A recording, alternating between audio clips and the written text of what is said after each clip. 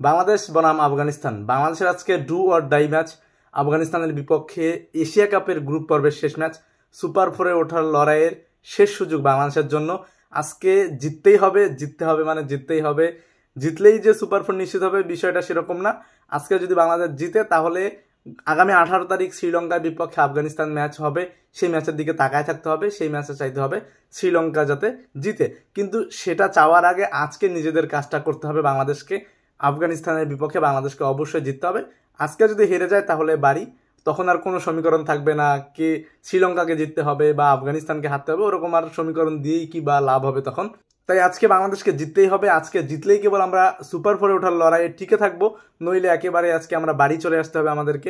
আফগানিস্তানের বিপক্ষে টি-20 ফরম্যাটে বাংলাদেশ 12টা ম্যাচ খেলছে টোটাল।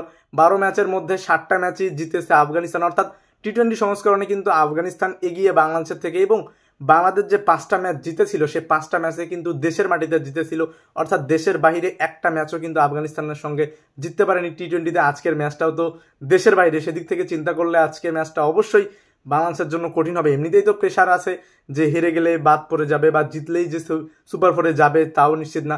দেখা যাক বাংলাদেশ টিম ভালো খেলতে পারে কিনা, ঘুরে দাঁড়াইতে পারে কিনা, প্রথমবারের মতো দেশের বাইরে আফগানিস্তানের সঙ্গে জিতে সুপার ফোরের আশা টিকিয়ে রাখতে পারে কিনা।